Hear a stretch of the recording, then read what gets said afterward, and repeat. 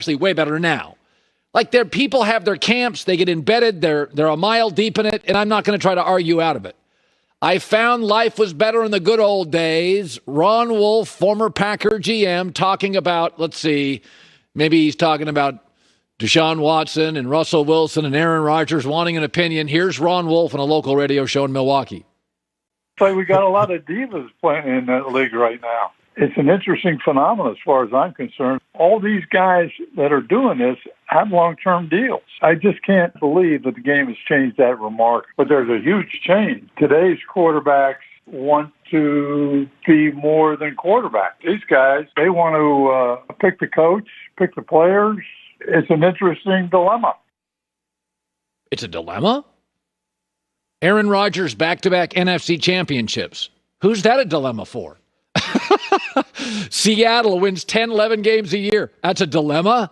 Yeah, Tom Brady. I know Bruce Arians wakes up every morning. Whoa, I have got a dilemma on my hands here. I'm going to have to build a Super Bowl trophy room, not a case. These are dilemmas. Divas. So let's address the life was better in the good old days. These guys are divas. So let's start with Russell Wilson. Seattle, Pete Carroll, who I like a lot. He's come on the show. He'd been fired twice in the NFL. First 2 years in Seattle, losing seasons. He had to win or he was going to get canned a third time. Never get another NFL job. Drafts Russell Wilson third round. Within 2 years, he's the toast of the league. Commercials, $7 million a year. Pete then makes several clunkers hirings on his offensive line staff, like the offensive line coaches, couple clunkers. Russell Wilson gets hit so many times, it sets an NFL record. He runs an offense that is so outdated, Seattle has to change coordinators because people are mocking the Seahawks in the analytic world. Russell Wilson, the diva, voices some frustration. That's a diva? Let's go to Deshaun Watson.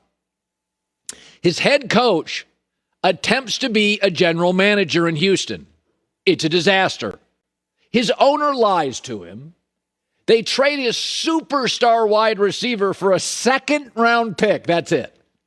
For a brief time, the organization is run by a former team chaplain in New England. Deshaun Watson, the life preserver in a sinking ship, says, I'm out of here, man. I'm over this. It happened for years and years and years. That's a diva. Aaron Rodgers, his team doesn't even compete in the free agent market. They can his quarterback coach, don't tell him.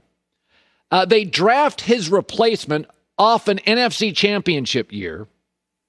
And Green Bay over the years has let go of receivers he really likes and has been public about it, like Jared Cook, the tight ender, Jordy Nelson. Aaron's like, okay, I'm over this. I'm 37 now, and that's supposed to be a diva. Listen, Randy Moss, Antonio Brown, T.O., I've heard, the line, they're divas. You can make an argument with those guys. I get it. A lot of wide receivers in the NFL have had their moments. But a quarterback who's a superstar, Russell Wilson, Deshaun Watson, and Aaron Rodgers, simply seeking competency from the person who runs their franchise, I don't know. That doesn't feel like a diva to me. I mean, Aaron Rodgers can be prickly. He won't appear on this show. I struggle with that. I'd love to have him on. Russell Wilson, sometimes he runs into his own sacks. And Deshaun Watson is not a great natural thrower. He's not a perfect quarterback. But all three of these guys, they're just seeking competency. I mean, LeBron James, great example. How embarrassing is it that people in Cleveland once burned jerseys because he's left? Think about this. LeBron James, 3 times before he got to Cleveland, they were the worst team in the league. He left Cleveland to Miami. They became the worst team in the league. He left Cleveland for the Lakers. Once again, first or second worst team in the league. They are utterly incompetent, ownership down. At least the second time Cleveland fans didn't burn jerseys. LeBron would have stayed in Cleveland if you could have gotten him a top GM, stayed with a GM, given him consistently good players. Diva, and listen, I'm from Seattle. It was a losing franchise. We were known for the Kingdome and really loud fans. We were a losing franchise. We had been fun. We were interesting. Our fans were crazy. We played in a weird Kingdome.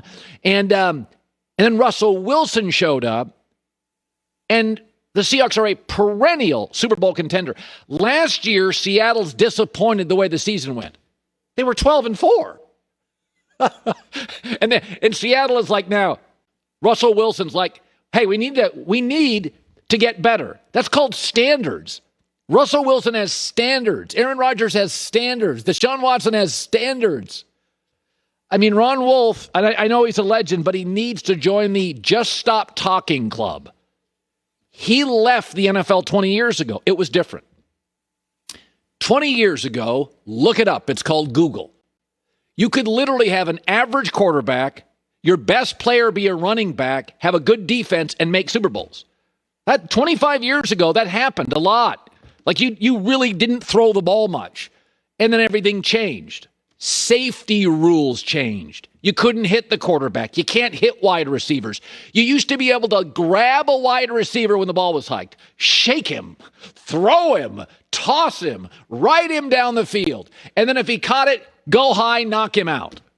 You can't do any of it. You can't hit the quarterback. Good God, if you accidentally are pushed into a quarterback's knees as a defensive lineman, penalty. You can't hit anybody. You can be thrown out of games. At college, you are.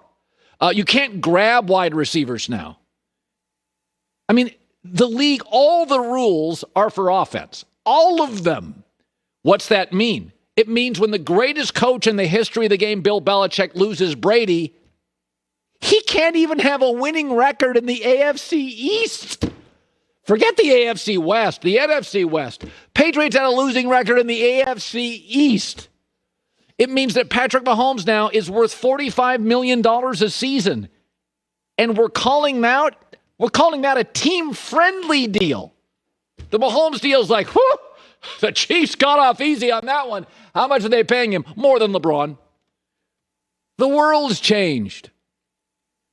Because the NFL's never been safer. Honest to God, it's amazing how often you get to a Super Bowl.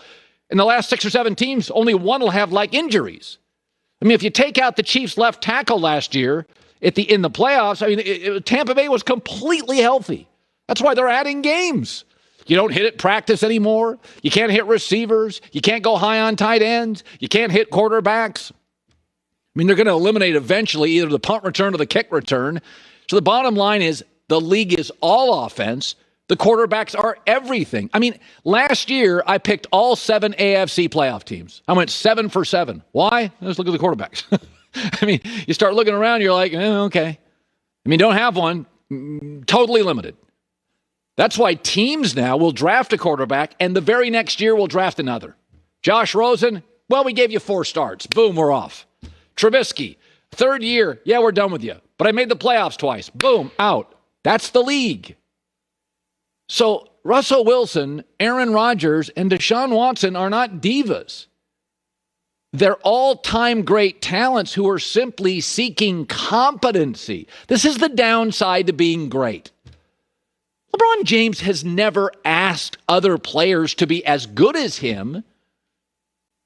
LeBron James left Miami when D-Wade got old. They're still friends. He left Cleveland because they were incompetent.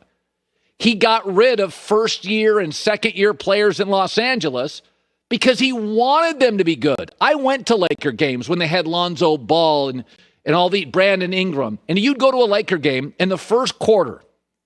LeBron James would ease himself into the games and he would pass, crossing his fingers that he didn't have to every night lead the team. But invariably, none of those guys were ready to play, couldn't hit shots, would miss dunks, and LeBron would have to take over and carry the team. He didn't want to get rid of those players. LeBron didn't want to get rid of Lonzo Ball. He gave Lonzo Ball every opportunity. Kyle Kuzma. He was begging for them to be better than they were. Brandon Ingram. In the end, the downside to stardom, Aaron, Russell, Deshaun. These guys aren't demanding everybody be as good as them. I don't know, Aaron's just asking, could you give me a heads up on my quarterback coach? Could you give me a heads up